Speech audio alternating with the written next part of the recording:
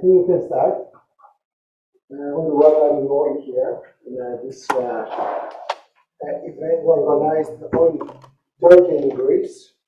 So now our panel will start with Turkish elections. I want to thank you all for being here despite the weather and you participating in the panel from here or from abroad. Our laboratory on political and legal international studies welcomes you all. And it's one of the events organized in the past year. We are a new laboratory of our department in what was our head of the department, the Institute. And so I think we don't need to say much about this, but I would like to say that the plan was to have a result of the Turkish election.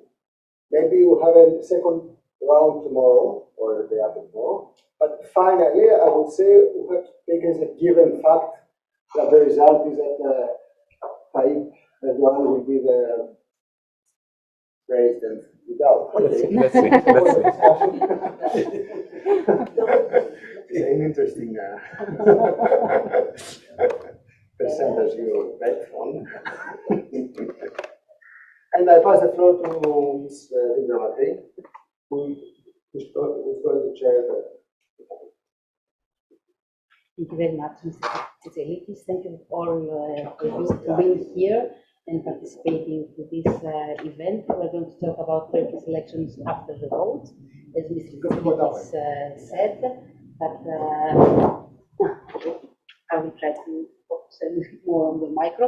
So we're going to start this panel with Mr. Berk Esen, who is Assistant Professor of Political Science at Sabanci University in Turkey. And also he has been working a lot on democratic backsliding in Turkey. And he has received not only international recognition about his work, but also significant academic rewards. Thank you very much, Mr. Berk Esen. We are going to give you the floor.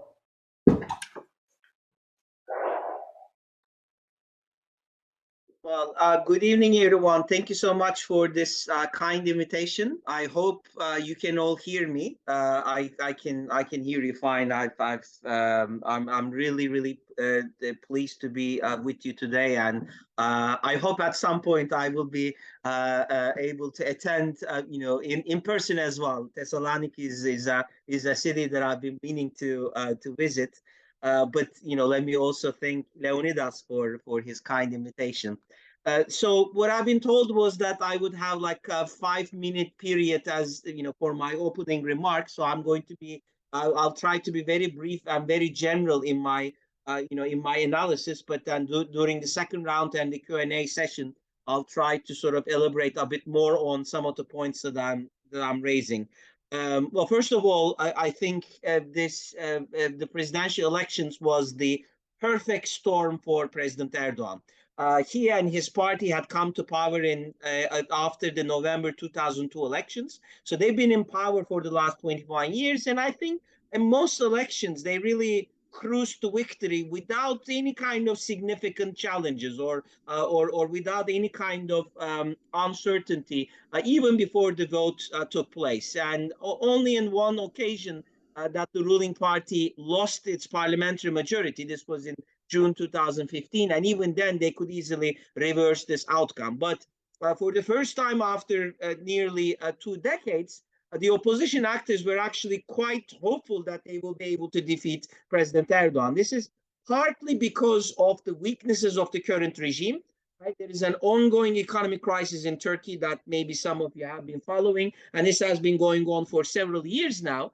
And I think especially worrisome for President Erdogan has been the high inflation rate that, of course, targets the urban population, but particularly the urban poor, which has been his main electoral base for the last 2 decades. So the continuation of the economic crisis resulted in hemorrhaging of support for Erdogan's party. And I think that's why many opposition actors were rather hopeful that things may change after this election. Obviously, the devastating earthquake, that a series of devastating earthquakes that occurred in early February affected 10 provinces in the southern and southeastern parts of Turkey.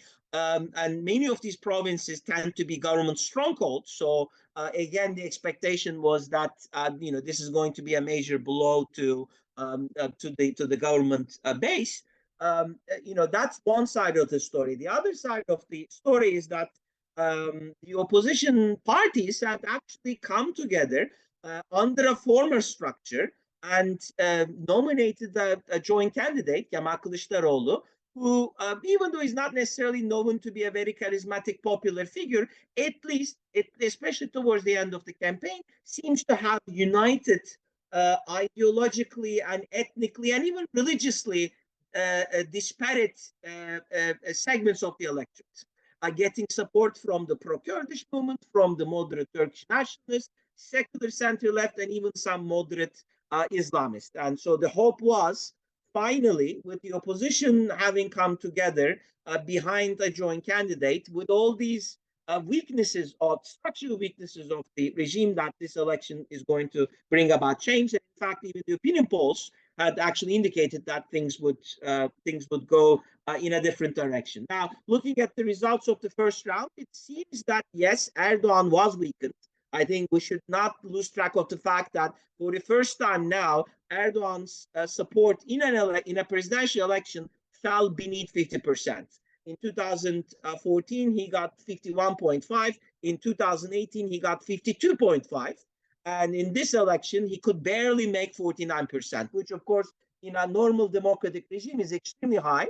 But by Erdogan's and Turkish standards, this is actually however small, a reduction in his vote share. But the opposition could not really meet these expectations, and Kemal Kılıçdaroğlu, the joint opposition candidate, could only get 45% of the vote share, with a spoiler third-party candidate getting around 5%. So that's, I think, one point to keep in mind. Now, beginning to sort of analyze these results, I think the first point that needs to be made is the authoritarian nature of Turkey's electoral regime, right? We should not lose track of the fact that Turkey, probably since 2015, does not satisfy even the minimal requirements of a democratic regime. Elections in this country are neither free nor fair. And so, if you consider Turkish elections as a football match, Erdogan's team has 11 players and the opposition team has 9 players. In this election, we thought the 9-player team would actually play very strong and that they would be able to surmount these structural challenges. It seems like they couldn't. But at the end of the day, much of the national media is under the control of the current government. Public resources are used in a very partisan way by this government to satisfy its own supporters so that they will go out to vote. And in fact, on the campaign trail, politicians from the ruling party campaigned using public funds.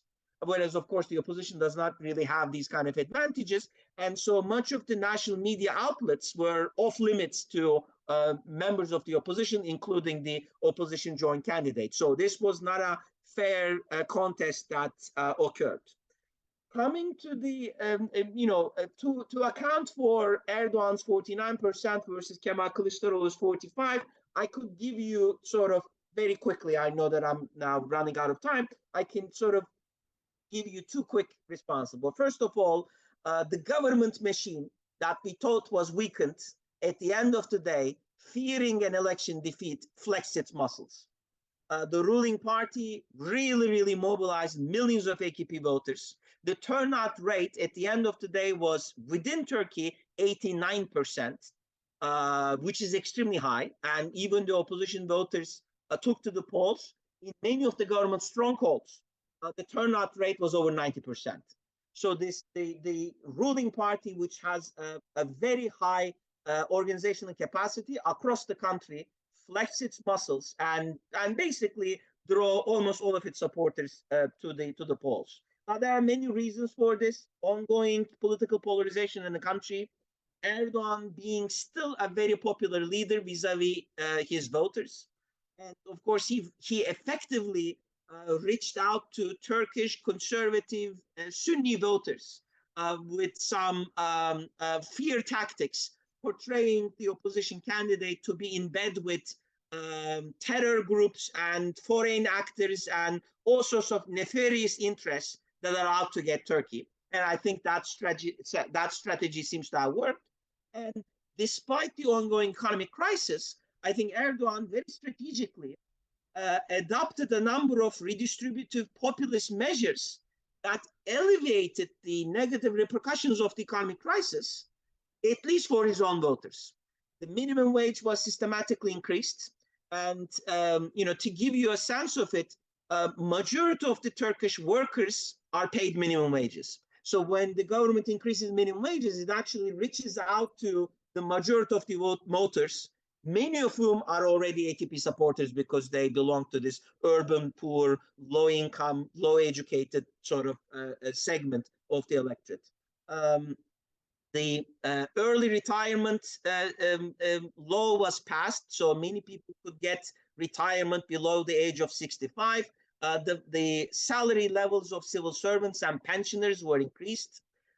Tens of thousands of people were hired into the civil service by the Turkish government over the last 6 months, as well as, of course, Erdogan's promise to the earthquake zone to basically rebuild all the destroyed houses or apartments within a year.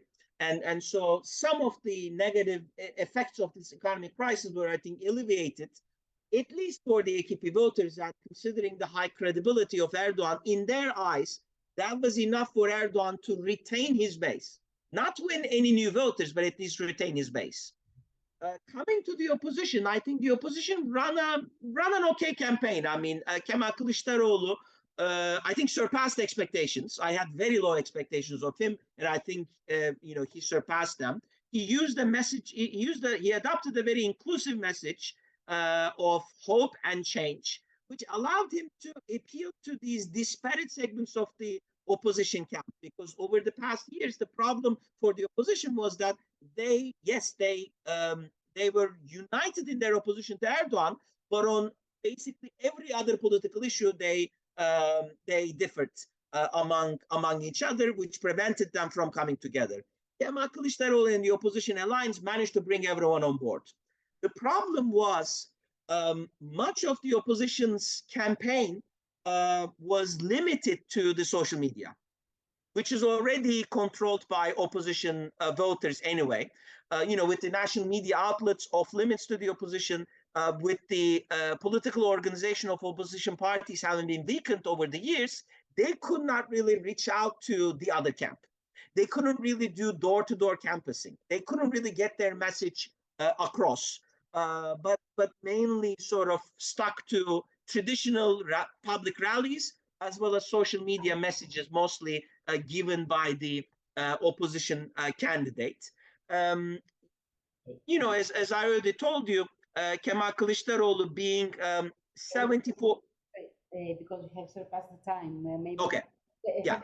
Later on the discussion. Yeah, I can continue in the second round. Okay, perfect. Thank you very much. It was Mr. Esen told us about an analysis about the way the voters and what happened in the first round of the presidential elections. Now we'll give the floor to Mr. Ragıp Duran, who is a writer, a veteran journalist, and a teacher of journalism for a whole generation of journalists in Turkey, but also abroad. Thank you very much. First of all, thank you to the organizers. Thank you for the invitation. You sent me already a question, which is, what is for you the most important thing that we learn from the results of May 14 elections? I'll try to reply in 5 points. First of all, elections are very important for the Turkish politics or Turkish society because there is no or state of law, there is no free, independent, and fair judiciary. There is no strong NGOs. There is no freedom of press. So people, citizens, are able to express their political will once every 5 years on ballot box. The second thing, what happened in Turkey after the first tour is a kind of a reflection of global rise of popular neoliberal authoritarianism. We know already that in Sweden, in France, in Italy, the extreme right, far right is going up, and we already know that in countries like Poland and Hungary also they are in power. So nothing new for Turkey, which is already traditionally a conservative country. Third point is that and the power and the opposition have at least 3 common points. Both of them are very pro-state. Both of them are very nationalist. Both of them are very religious. So the contest between Erdogan and Kılıçdaroğlu was to try to convince people that I am much more pro-state than you, I am much more nationalist than you, I am much more religious than you. These 3 common topics are concretized in another 4th, perhaps, thema, which is animosity against Kurds. I mean, Kurds are understood, all of them, as a terrorist in Turkey. So this is a very good propaganda tool if you are pro-Kurdish, or if you are Kurd, or if you defend the rights of Kurds. It's okay, it's finished. You are not a good man. What they call in French mimetism, mimicry in English, the opposition is seeing the scene like that. They are nationalists, they are pro-state, they are religious, and they are in power. So if I will be also pro-state, nationalist, and religious, I will be also in power. So opposition tried to imitate the power to gain votes, but I mean, electors are not very silly, are not very stupid. When they have to make a choice between the original and the copy, of course, they are on the side of the original. 4th point, the opposition, in my mind, was not able to make the difference between the real world and the virtual world. What I mean by real world is the political and sociological realities of the country. Virtual world is social media. Because before 14th of May, I mean, the majority of the people who were voting for opposition thought that at the end of the first tour, Kılıçdaroğlu will win even with at least 5 points of difference. It was not the case. But looking to the social media, it was the case. Lastly, the problem of electoral fraud, frauding the elections. In any case, specialists are saying that the fraud can change at least 2 or 2.5% of the general vote. The difference is more than 4%. In any case, in big cities like Istanbul, Ankara, İzmir, Antalya, Diyarbakır, there are 2 NGOs, Oy ve Ötesi, the Vote and Behind, and the Türkiye Gönüllüleri, Volunteers of Turkey, who were relatively, in a good manner, controlling the ballot box. Of course, fraud is always possible because Erdogan is able to control the whole system, the whole state system, include the High Council for Elections. There are in total 192,000 ballot boxes. CHP and HDP have protested only for 1,000 ballot boxes, and it didn't change the result. So these are my 5 lessons, let's say, that I learned from the end of the second tour. Not only fine, but very fine. Thank you very much, Mr. Duran.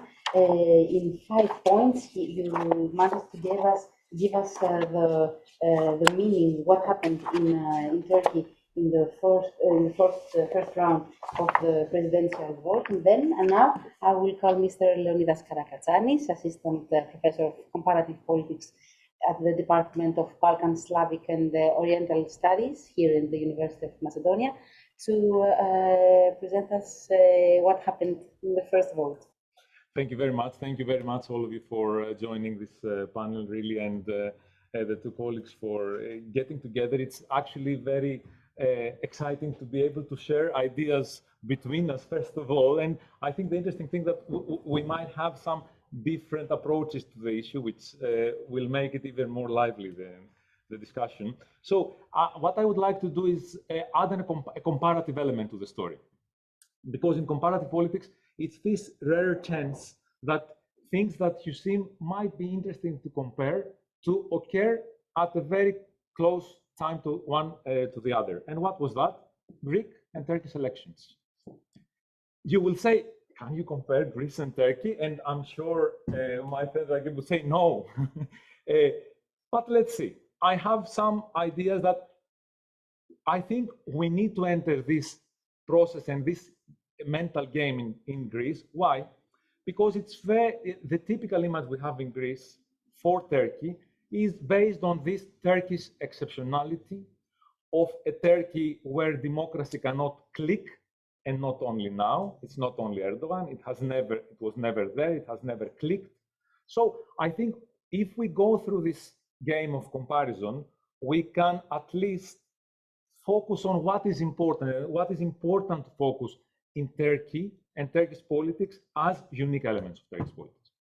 So what did we learn from the elections of 14th May and 21st of May in Greece? There are few interesting things that we can see that they are actually common, despite the significant differences.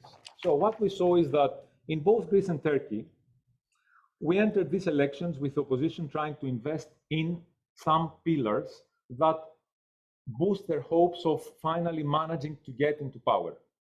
One, the first has been the increased cost of life crisis. Huge, of course, in Turkey, but quite significant in Greece too. Second, problems in the rule of law. Of course, we know in Turkey this has been a long tradition of at least from 2016 until today, and in some an extreme level of dissolution of the rule of law. But what we have experienced here was a problem specifically related to the Greek wiretaping scandal, which for a European country has been a significant problem. So, of course, the opposition would run to invest on this as an issue. Third, a major disaster, which was the earthquakes that hit Turkey, and of course, the much lower in terms of casualties, but really, specifically here in Thessaloniki, we felt it really hard, the train accident at Thebes. And finally, a polarization that, despite the political differences between the two countries, is quite, it has a similar aspect in the incumbent party demonizing the opposition as a danger to stability. So you will come and you will say to me, of course, but is the degree the same? No, the degrees are not the same. But were these elements that played into the result of the elections? And I would say yes, because there is also a sixth point underlying this process, which is the problems in the quite poor scoring for both countries in the 223 World Press Freedom Index, which both countries, Greece and Turkey, fall behind number 100 in the index. So, what did we learn from the elections in Greece and Turkey, taking into account these parallel points? I think what we learned is that the government, the incumbent, managed to reset the agenda of the elections and actually render all these issues that were top priority in the agenda of the opposition irrelevant to the election process, irrelevant to the electorate. and make the number one issue for the majority finally that turned to the polls being governability and stability.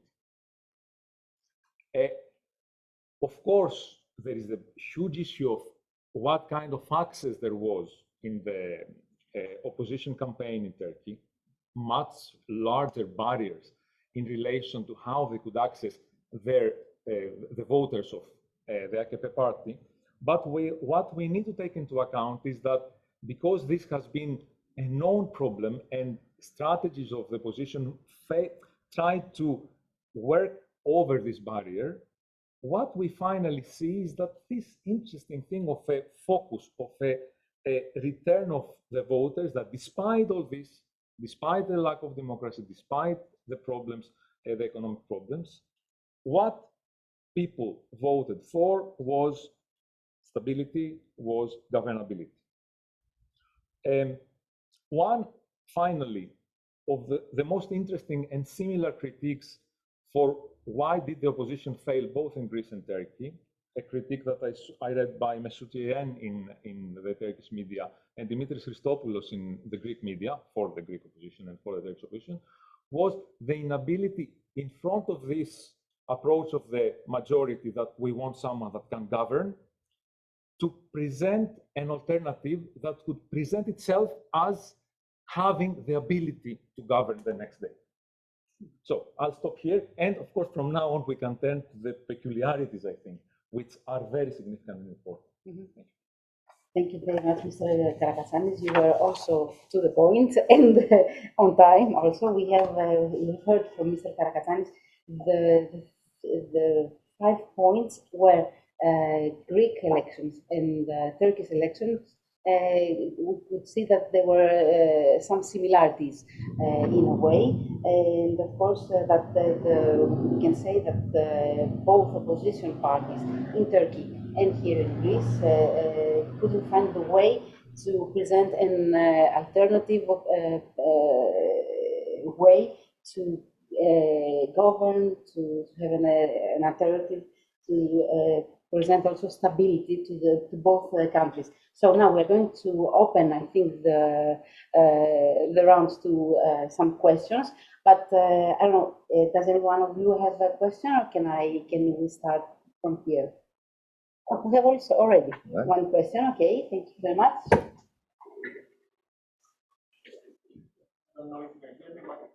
No, you have to talk because we are writing that. In order for our guests to be able to listen to you, it might be a good idea that we give you the microphone, if this is not working. Yes. You mentioned, Mr. Duran, 5 problems of the Turkish system. But the voters in Turkey voted for Erdogan. But as my friend here reminded me, also the voters from abroad voted for Erdogan, and massively in Germany. How could you explain that? I mean, they see the image of Turkey as foreigners, and is that the point, or the grandmother from Turkey told them, vote for Recep? Thank you. Okay, I think, but also if Mr. Berk wants, Esen wants to answer to that question, you are free to do that too, okay? Yeah. Shall I go? After. Yeah. Thank you for the question. Well, in any case, vote abroad is not 100% for Erdogan. In some countries, United States of America, United Kingdom, Switzerland, I think, have voted massively for Kılıçdaroğlu. What is bizarre in my mind is that these people, I mean Turkish workers living abroad, are voting mainly for social democrats who do have German citizenship, French or Belgian citizenship, are voting for or Social Democrat Party or Green Party, because these two parties are defending the rights of foreigners. But in Turkey, they vote for the right. I do not think that there is any contradiction. among people who are voting in Turkey and who are voting in, at abroad. Even I can say that abroad, I mean, in total, Kılıçdaroğlu is better than Erdogan, because most of the people who are voting abroad are students. So let's say much more clever than the others. If not, there is not a big. What can I say for the second tour? Because you know, people abroad can vote before. That was between 20 and 24th of May, as I remember. This time, the participation also was very high, comparatively to the first tour. If not, I do not think that these people do listen their grandmother or their mother telling them. But abroad, they know what is democracy. They know what is freedom. That's why I think that if we will count only votes abroad, Kılıçdaroğlu will be in a better position than in Turkey. Okay, Mr. Esen? Just a quick addition along the same lines as Mr. Duran's answer. Well, I mean, first of all, yes, majority of the abroad vote went for Erdogan, but I think at the end of the day, the ratio was 55% to 40%, which is not all that unbalanced. For instance, when you compare that with what Orban gets in Hungary, you know, usually gets 95% of the abroad vote. In terms of understanding how Turks abroad vote, primarily in those countries like Germany, France, Netherlands, Belgium, where you have descendants of the conservative migrant workers who settled in these countries in 1960s and 1970s, and who've had some cultural barriers and who really failed to fully integrate into those Western societies, they seem to be voting for Erdogan as part of identity politics. So in other words, they're voting in accordance with their ethno-religious identity. However, in some other countries where you have Turkish voters with higher level of education, students, scholars, journalists, political exiles, particularly in countries like UK, Canada, and US, it seems that the opposition has the advantage. I think that's one point to consider. The other point is, of course, organizational difficulties. In Turkey, you can vote 5 minutes away from your apartment, whereas abroad you can only vote in certain locations, which means that many Turks had to travel hundreds of kilometers in order to vote. The ruling party, with having access to public resources, could transport its voters to the polling stations, whereas, of course, opposition parties lack that ability. And the final point is the current government started a paid citizenship program such that in countries like Pakistan, Gulf states, you could actually purchase an apartment in Turkey without even having set foot in Turkey and automatically gain citizenship. This vote entirely or almost entirely goes to Erdogan. And I think now that the numbers are these new citizens, their numbers are about 200,000, it's beginning to somewhat shift the support in the direction of Erdogan. And even then, it's 55%. Maybe I could add one. Okay, of course. Thank you. I initially thought I don't have something to say, but I think I do.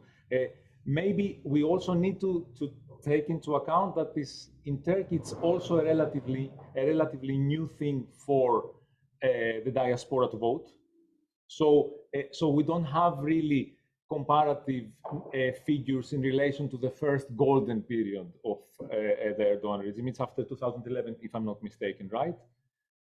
Yes, and I think that we also need to take into account that the Gezi protest uprising had a significant effect in the coming out in these conservative segments, like in Germany or Belgium, of a young generation that was actually hidden and maybe, I would say, even controlled behind this conservative milieu. So I think we just need to take into this account because it's a quite new vote that we have to analyze. Thank you very much. Another question from, okay, yes, please. And this doesn't work. What? Sorry? So now it works. I have a question which has to do with the crisis. It has to do with the crisis and the role of the crisis in these elections. And this may actually allow for another comparison with Greek elections, with the 2015 elections, actually, in which we saw an economic crisis leading to I guess what we can call an organic crisis that can explain the complete shift of the political landscape at the time. What is it in this case that prevented the creation of an organic crisis building on the economic crisis that Turkey has been experiencing? What is it a failure of the opposition to create a sense of crisis or to deepen the sense of crisis, or is it the success of the government, or is it something else? Because it didn't make the difference, right? While in Greece it did make the difference in 2015. Thank you. Would you like to start, Mr. Duran? No?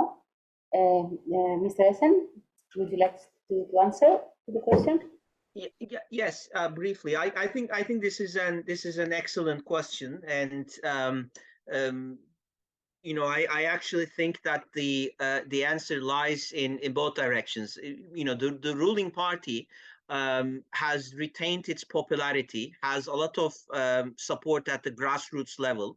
Like I already said, controls much of the national media, so they could really control how the crisis was being received, discussed by a large portion of the electorate. In other words, they could really control the ideological tools. And so that even though a lot of voters felt this crisis and were negatively affected, they did not necessarily attribute blame to President Erdogan and his government.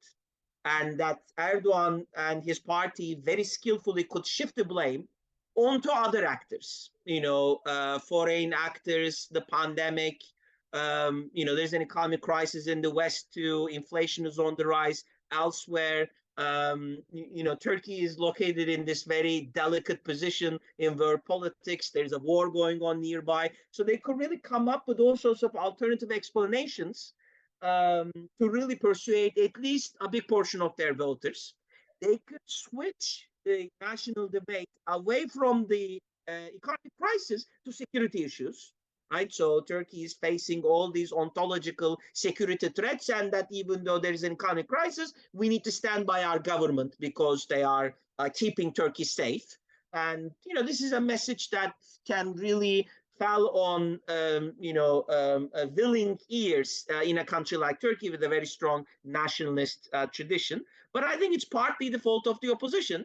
And here I attribute this partly to Kemal Kılıçdaroğlu, the opposition candidate, who could not really politicize the crisis, who could not really reach out to voters at the grassroots level, mobilize them, you know, on the streets, directly challenging the government. And so I think much of the crisis was absorbed. And at the end of the day, Erdogan could still credibly say, not so much to the entire electorate. Again, let's not forget the fact that Kılıçdaroğlu got 45% in the first round, but at least to his base, he could say, don't worry, I will fix this problem. I know that there is a problem, but I'm going to fix it after the elections. And I think this message was still credible. And even when it became not credible enough, there wasn't an alternative that people really bought. Because Kılıçdaroğlu and the opposition camp could not really put together an alternative reality, an alternative program, an alternative economics team. Mr. Karakatsanis? Yes, I would like to add something. Maybe our audience doesn't know exactly, because there was an element in the campaign of Kılıçdaroğlu that was actually very interesting, trying to address this. And this was him addressing the Turkish public from his own very moderate house, actually a video call from his kitchen. And there is a very classic moment where he comes up with an onion and says to the people, right, you know how this costs now. Is it possible that this can cost like 50 times more than what it used to. And this, some people say, well, he tried to, well, that was actually an interesting tactic. The problem is, who was he thinking that he was addressing? Because the problem in the media has always been this boundary of him not being able to be listened by other people. If he would have, it might have been a great strategy. That's my approach. It was not. There was nothing wrong with the strategy. It would have made this moment of trying to get to the other and making them feel that, look, there is a crisis out there, and the guy who represents you sits in this huge, expensive palace and does not really understand you. It could have, but it was a message that could have never reached the other side. So I totally agree with Berk. The problem was that how did they think that they could make themselves heard to that side of the political spectrum, and to that side of what has been correctly coined in Turkey, this Kulturkampf, right? The two sides of a cultural war. Thank you very much, Mr. Duran. No? Okay. Other question? Okay. I was agreement? No. No. Yes. Yes? No. Okay. No? Says it's open. Yes. Try the other one. Okay. Sorry. I was wondering how do the speakers here think the general battle for domination between the US bloc and the China bloc played out in Turkey, and since Turkey is, kind of like stands in the middle or tries to play an intermediate role, because I read a statement by Kılıçdaroğlu just some day before the election, saying that if he gets elected, he will immediately impose sanctions. He will join the U.S. sanctions on Russia. So based on the fact that Turkey has, been through a huge experience of NATO-supported dictatorships, how did this go down with people? Do you think it played a role in people judging who to vote based on the fact that Kılıçdaroğlu seemed to side with the big imperialist power that suppressed Turkey for a long time? Thank you very much for the question, Mr. Duran. Thank you. Erdogan's position vis-a-vis Washington is enough contradictory. He had a very good personal relation with Donald Trump, but not as good as with Biden. He and his ministers are making daily statements against American imperialism, with the word. But he do have also a very good relation with Vladimir Putin, which is something new for the Turkish recent political history, because there was always a distance vis-a-vis Moscow.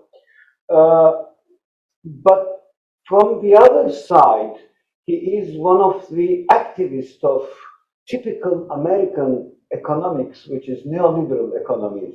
So nobody in our side, in any case, I mean in the side of people who understand what he is saying, nobody is accepting that he is an anti-American. In any case, he is trying to play between two superpowers, not in a very successful way. He had some success, mainly about the conflict between Russia and Ukraine, mainly about this cereal thing. But foreign policy or international politics was not very on the agenda of the election campaign, because I mean at the end of the day there is not very big difference between Kılıçdaroğlu and Erdogan on the position vis-a-vis US or Moscow. Kılıçdaroğlu was, as you said, a little bit much more. He made attention because he also made a statement against, and a very clear statement against Moscow, saying that you should not have intervened in the Turkish elections because there have been some rumors that Russians were intervening on the side of Erdogan to the election. He take a very anti-Russian position on that, but that was not a very important topic during the campaign. Thank you very much, Mr. Duran. Mr. Berk? Just very quickly, I mean, I don't know what kind of an electoral influence the anti-US messages of the government had in the first round of the presidential elections. One would really need to assess it through exit polls, and we don't have that. The government has been systematically using such messages before elections, but they did the same in 2019 local elections and lost it. So I don't know if we can really give causal weight to these messages. But what I can say, as a follow-up to Mr. Duran's point about Russia, and maybe in general, other authoritarian regimes like Russia, Azerbaijan, Gulf states, they seem to have all come behind President Erdogan and acted in sort of took policies that I think contributed to Erdogan's victory in the first round. The Gulf states, for instance, have been pumping money into the Turkish central bank so that Erdogan could continue to promote this low interest rate economic policy, which devastated the Turkish economy and really plunged the Turkish lira. But somehow they managed to stabilize the situation until the election, partly because of this money coming from the Gulf states. The Russian government decided to postpone Turkey's payment for Russian gas for a year, which amounts to, I think, around 20 billion US dollars, which is a significant amount. It would have really, really hurt the Turkish economy. So Azerbaijan, the Azeri authoritarian regime, seems to be behind the scenes pulling weight.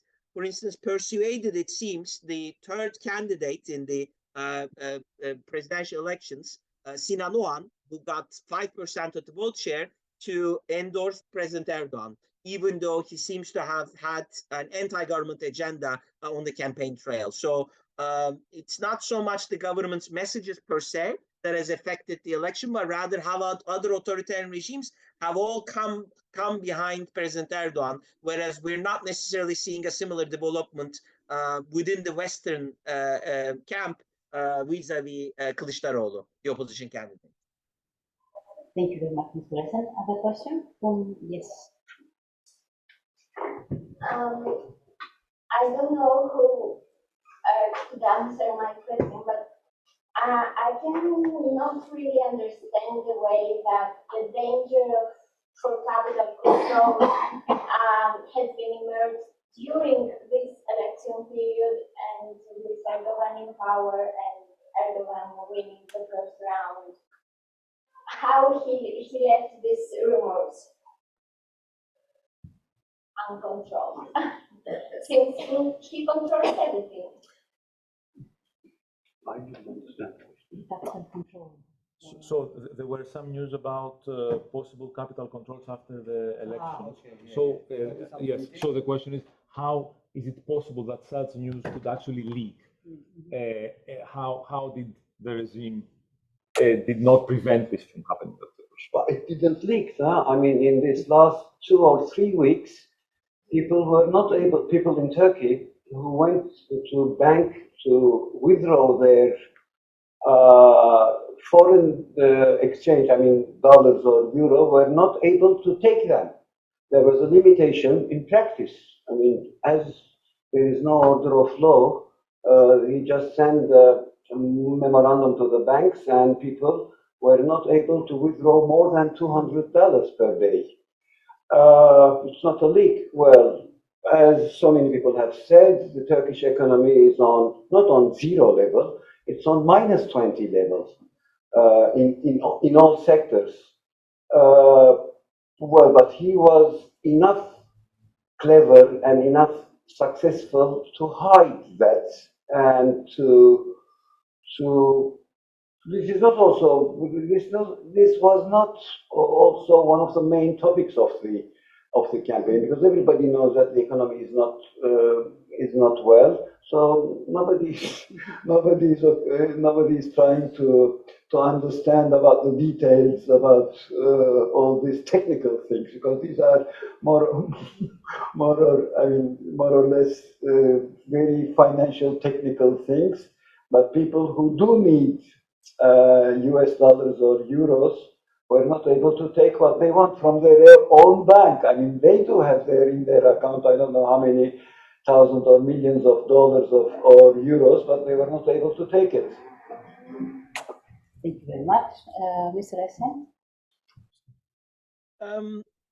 So I think we currently have a very informal system. By the way, people can withdraw foreign currency from their banks, but I think the limitation is 10,000 euros or maybe slightly higher. I think the policy is there not so much to prevent average people from having access to their foreign currency. So it's not like Argentina or Lebanon, but rather to prevent major companies from engaging in large-scale operation.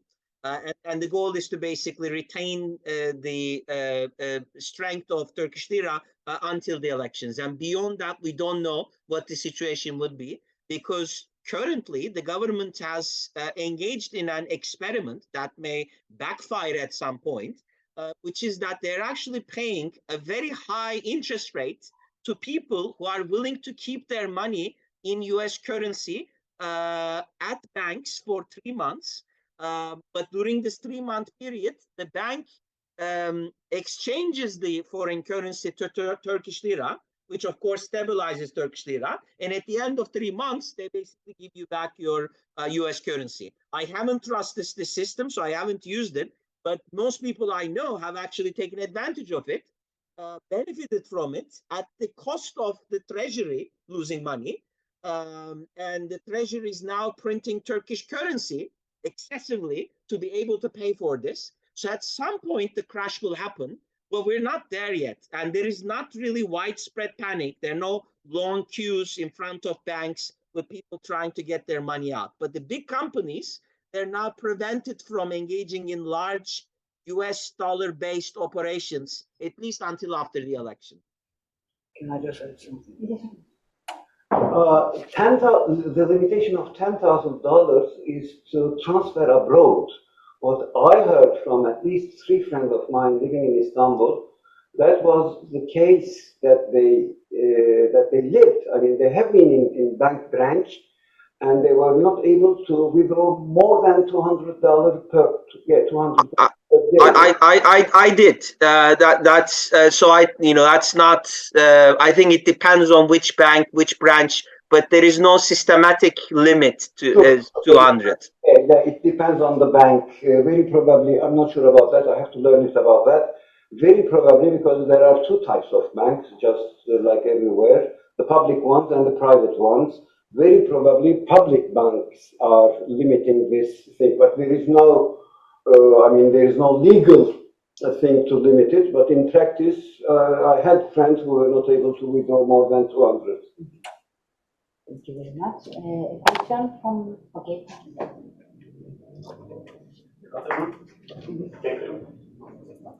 During the pre-election debate, was there any conversation on how the 2 parties and the 2 candidates will deal with the issue? The Syrian immigrants, the people who start now in Turkey, and if their position had an influence in the result of the elections.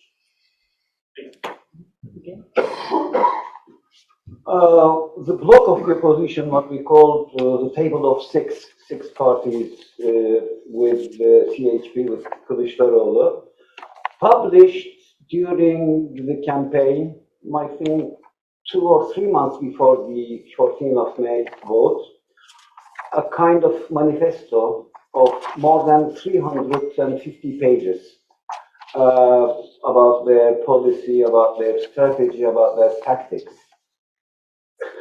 Foreign policy was there only 3.5 pages. only 3 pages enough.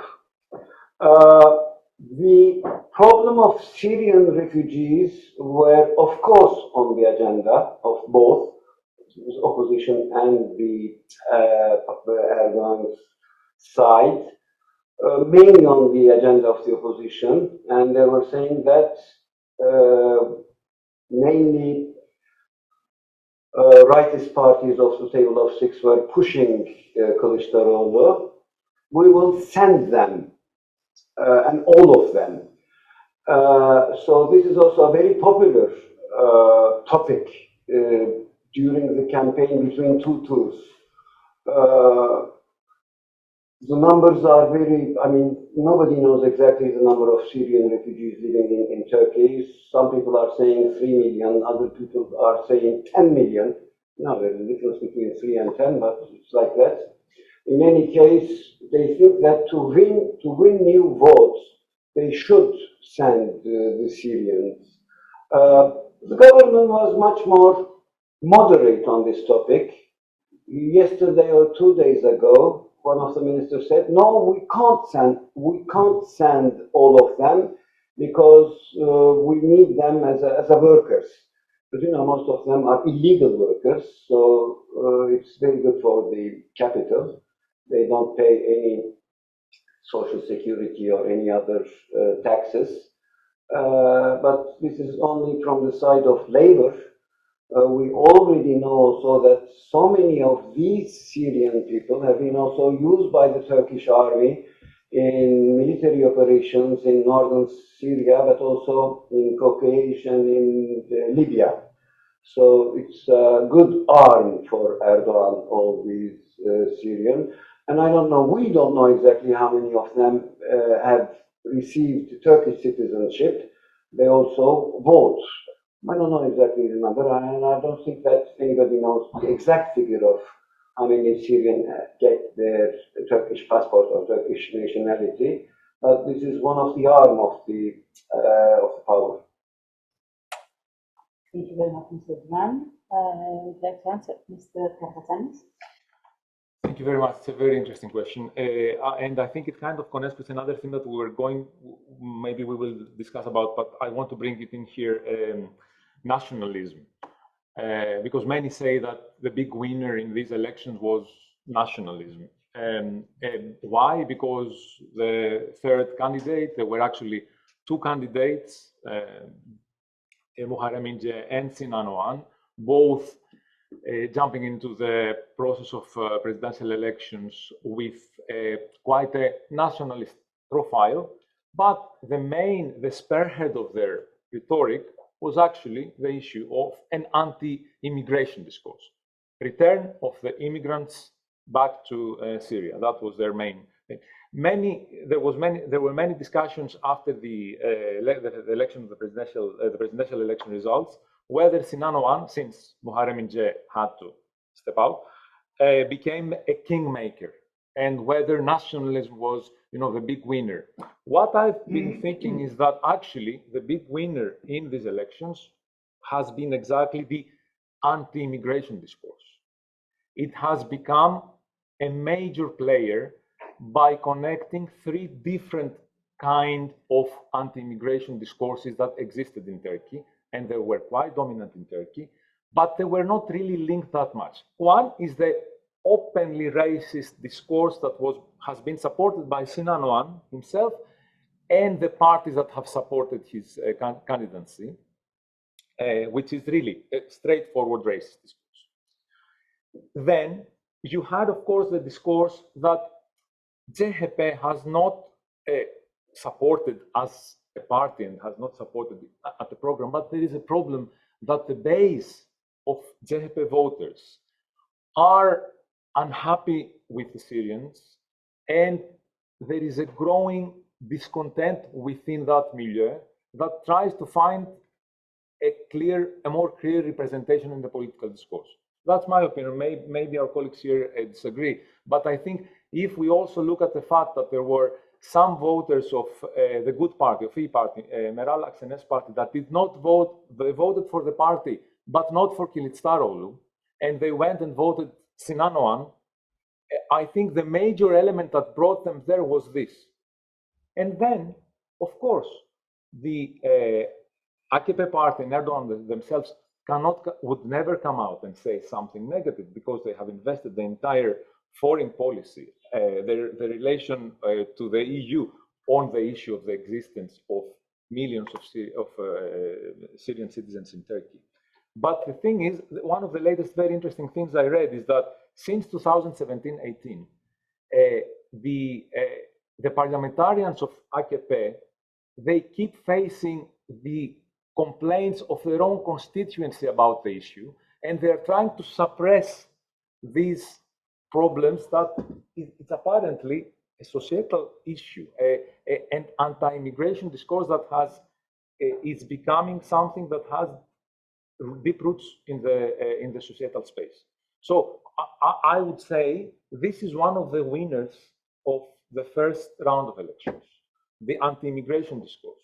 And we need to see how this will develop, because the problem is, and I'm saying why it has become a kingmaker, because everybody is now forced to respond to this, is forced to respond to how, who will be the first to throw the immigrants out. So it's quite a tricky, and I think it's a dangerous point of the combination of nationalism and this anti-immigration sometimes raises this positive. Thank you.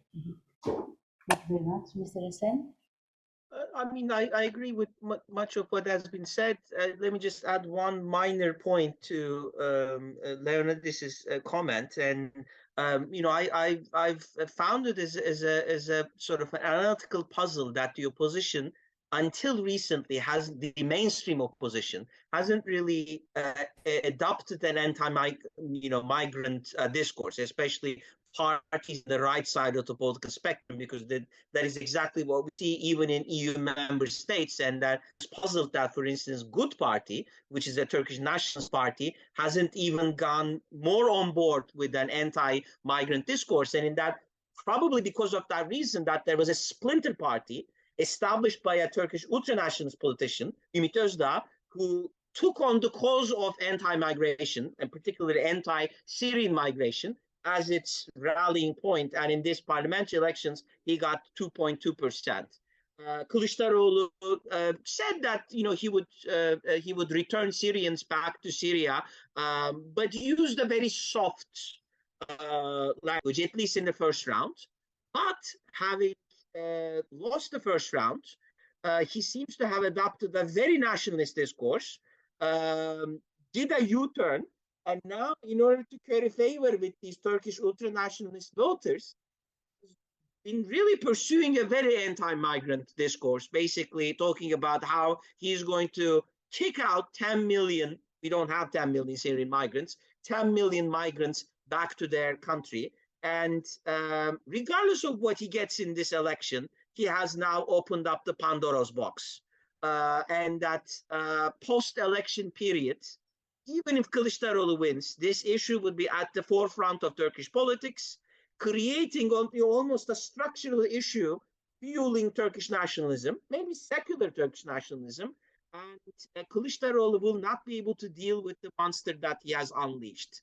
And I think that will be his legacy. That will be his political legacy. Even if he wins the elections, he won't be able to manage this situation. If he loses, I think it's even worse. Thank you very much. Questions? Okay, cool. Nationalism is not something new for Turkish politics or Turkish history. Since the creation of the Republic, 1923, nationalism is one of the main dimension of Turkish politics. We are in Thessaloniki, it was even at the time of Committee of Union and Progress that nationalism was enough strong in the Turkish political life. The symbol of CHP, Kılıçdaroğlu's party, is made of 6 arrows, and one of the arrows is nationalism, which is difficult to understand in a normal democratic country.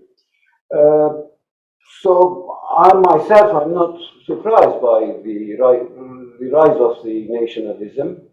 The contest, as I said, is who is more nationalist than the other one.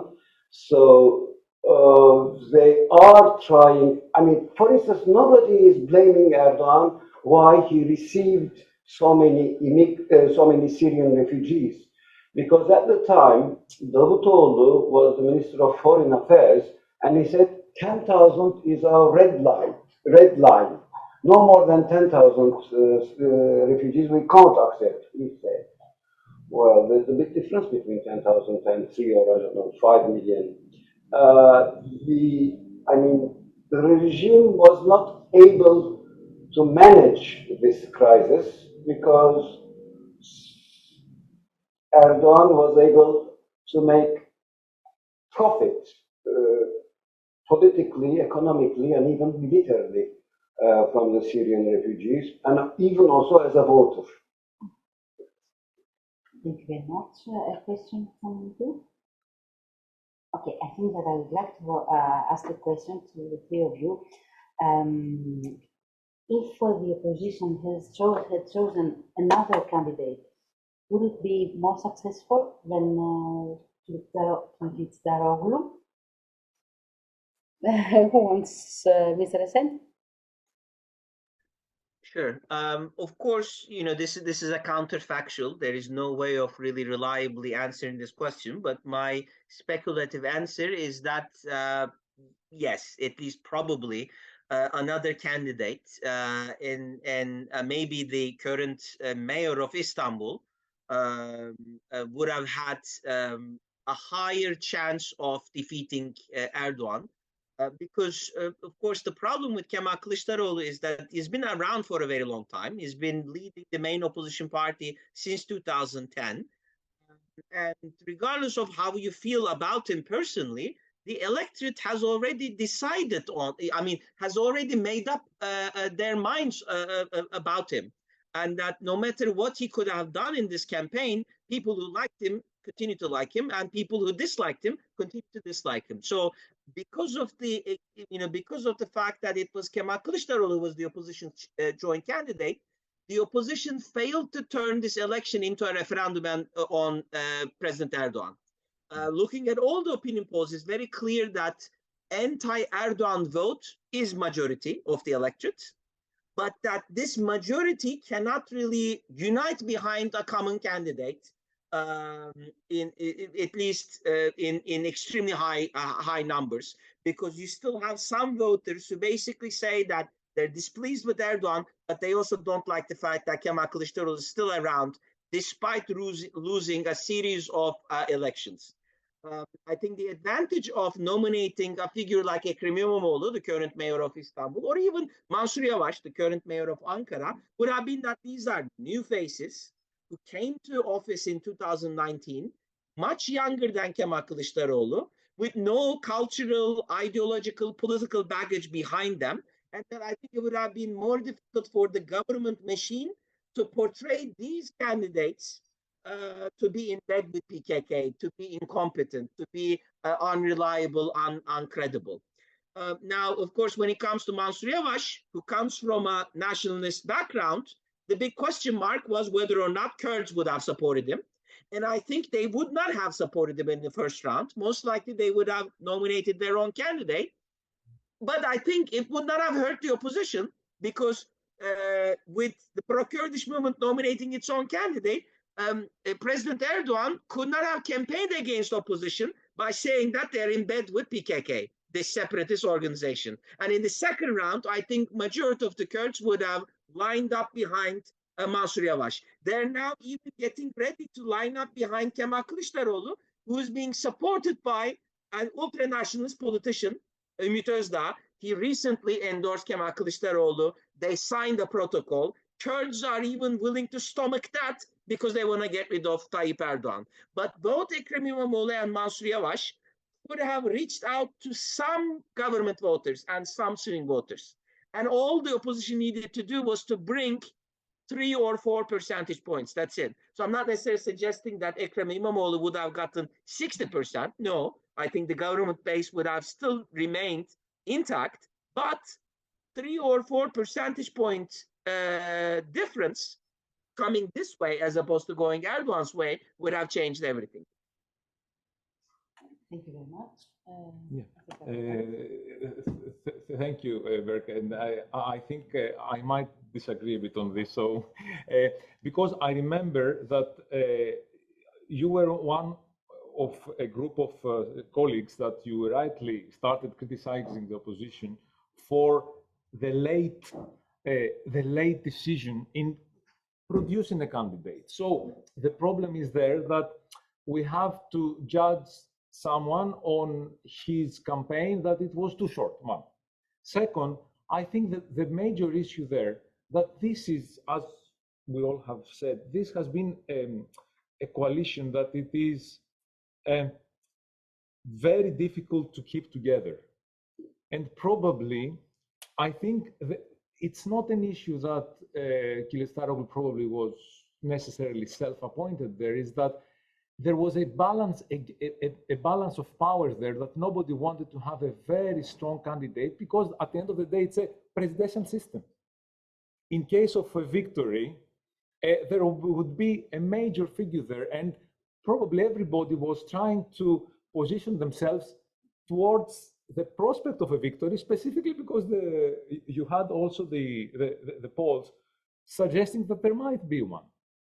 So I have a feeling that Kılıçdaroğlu was also there as the maybe best possible scenario to do two jobs. One is keep this thing together, which was very difficult and very delicate, and he managed to do it when things were almost falling completely apart, and then make the best out of what he could. And I totally agree that he had this problem of presenting himself as a new figure. But there is one exception, and this is something that I would like to add. What happened this week is quite an interesting thing. 3 days ago, in Turkey, there is a program on a YouTube television channel. It's called Babala TV. And what it does, it's a quite interesting new format of interviewing politicians. It's not live streamed. You go there with lots of young people in the audience, spread out from the political spectrum, and you are bombarded by questions for hours. It doesn't stop until they all finish. So Kılıçdaroğlu has been a very poor performer in his rhetoric abilities. It has been very boring watching his interviews on TV, because he always kept trying to keep the balances, and it was really sometimes devastating to watch. This thing 2 days ago was suddenly an 8-hour-long program that has now, I mean, not now, in the morning that I had managed to check YouTube, 15 million views. If I'm not mistaken, 15 million views. The similar program that Muharrem İnce did, I don't remember how many hours long, 12 million views. He performed very badly. And after this, his polls started going down. He was at that point around 4%, if I'm not mistaken. And after the Babala TV interview, he started falling before the incident that forced him to withdraw from the battle. So I think what we have seen this week is a new face of Kılıçdaroğlu that has managed through this new format to access an audience that he probably didn't access before, with an amazing performance. Can this make any difference? Probably Berk thinks it will not do. I don't know what Ragıp would think about this. But for me, it was a different man out there. Thank you very much, Mr. Duran. Difficult question, because it's a speculative question. We can't know if İmamoğlu or Mansur Yavaş or someone else could be better than Kılıçdaroğlu. But Kılıçdaroğlu have at least 3 negative points. He's old. So many people young people mainly, include myself, calling him grandfather, dede. He's not young, let's say, in a diplomatic way. And he's not a charismatic person. He was not. He became during the campaign better. That's a fact. I do agree with Berk what he said about that. The second point is that he lost 9 elections since he is the head of CHP. So he has a good experience on bad things. I mean, he is a good specialist of losing elections. Thirdly, and probably the most important thing that Erdogan have used, he's coming from Dersim area, which is a very leftist area in the central eastern Anatolia, and he is from another, even despite that he's a Muslim, he's coming from another sect, which are Alevites. I mean, Erdogan and company tried to use it. I do think that it's not very important the person who will present, who will be the candidate of the opposition. On the other side, there is always Erdogan. So for Erdogan, it's not important if it is Ahmet Mehmet or, I don't know, Yorgo or Yannick. He will be able again to, in any case, to overcome against his adversary. Okay, thank you very much. It's 6:30. We maybe need to ask Berk if he has to go, okay. And maybe he would like to do a call. Okay. Would you like Mr. Esen to make a statement at the end of this discussion? I mean, if there is another question, I can maybe answer it and leave. And I just had one additional point, because we haven't really discussed the composition of the parliament. But of course, on May 14th, Turkey had twin elections. So simultaneously, voters casted their ballots both for the presidential and the parliamentary elections. And even though the presidential elections are now advancing to the second round, so Turkish voters will go to the polls again on Sunday, the parliamentary elections are over.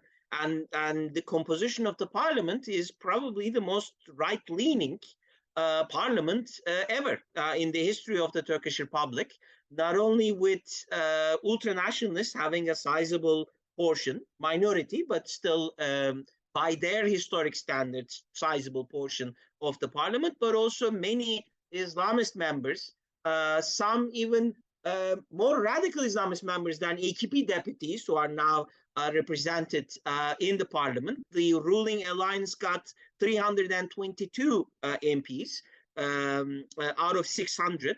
And the opposition is quite divided between the main opposition and the pro-Kurdish opposition. So, that's one thing to really note. And I think that's one point that may reduce the chances of Kılıçdaroğlu.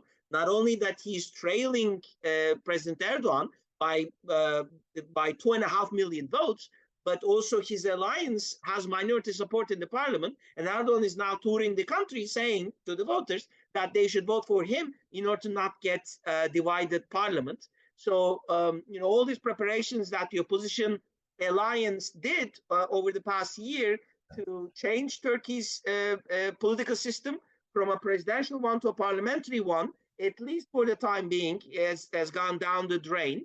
And I think it's going to be difficult for the opposition alliance to remain intact in the event of a Kılıçdaroğlu defeat. And just one final point of observation. What is interesting is that looking at the parliamentary elections, AKP got 35.5% of the vote share, which is their lowest since 2002 elections. In fact, they're now back to the level of support that they had when they first came to power. They had 34.3% in 2002. This is actually a dramatic decline. We discussed the economic voting, economic crisis. It seems that many voters had punished Erdogan's party, but not Erdogan himself. And that what Erdogan did was he established, we've been talking about the opposition alliance, but Erdogan has also established his own alliance.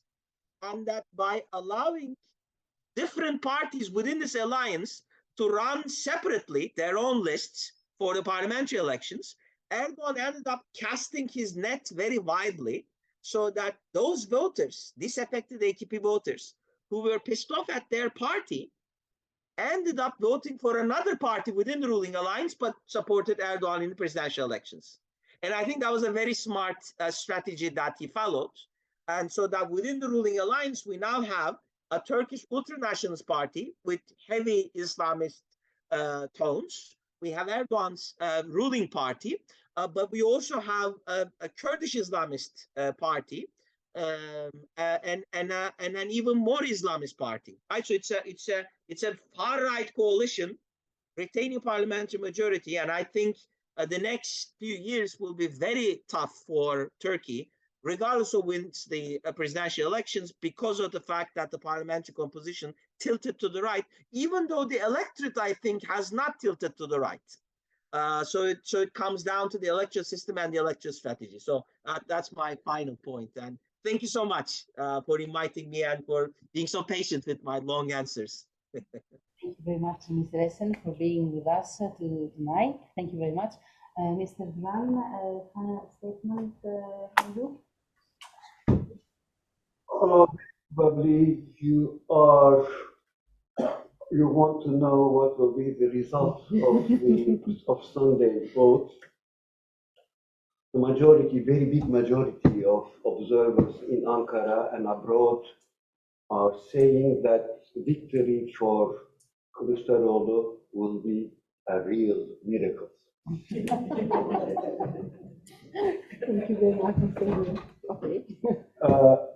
Commercial. For those who are interested in much more details, I prepared in Greek a file about my last 6-7 articles on elections, so you can have it here while leaving the room. Thank you. Thank you very, very much. Mr. Karakatsanis, a final statement? So yes, I agree about the miracle. Two things. I have the last here, the first actually polls about the second round of elections. They show Conda, one of the major, very, very significant polling companies that failed big with the previous elections though. So it shows 52.7 Erdogan, Asal, smaller one, 53.4 Erdogan, and Area, one that it was not before. So those that failed big the previous time might not fail that big now, because they can actually track down where was the problem of their estimation.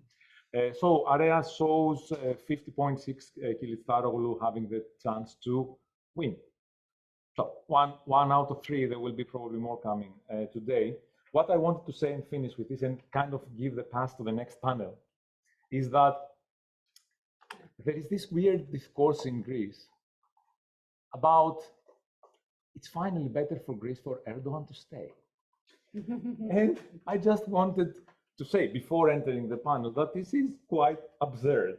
It is indeed. Indeed, because despite anything that we discussed in this panel, despite any tradition of nationalism that follows CHP, we need to understand the framing of nationalism in Turkey as an element which is incorporated in the identity. So when we hear this nationalism, is not the nationalism that we might project to Turkey. One. Second, we are talking about a regime that has become totally undemocratic, extremely autocratic, and very difficult to estimate the next moves, because there are no ethical boundaries beyond the pragmatism of staying in power. Against this, we have a candidate and a party that, do they have nationalists in? Yes. Have we said that there is a problem there with an anti-migration racist discourse in their own cadres? Yes. But the whole electoral campaign has been framed by a process to find a moderate ground, to be able to talk together despite all these differences. I think what we've seen, and that was Berk's last point, in the parliament, within the group which is finally supported Erdogan, is this extreme nationalism that we should be afraid of, not as Greece, as a region. Okay, so I think people that go out on the television and say this should think better. That's my thing. Thank you very much, and thank you all for being here and having such a vivid conversation with your questions. I think that we have a small coffee break, and then at a quarter we can stay here in order to see what's going on with Greek-Turkish relations.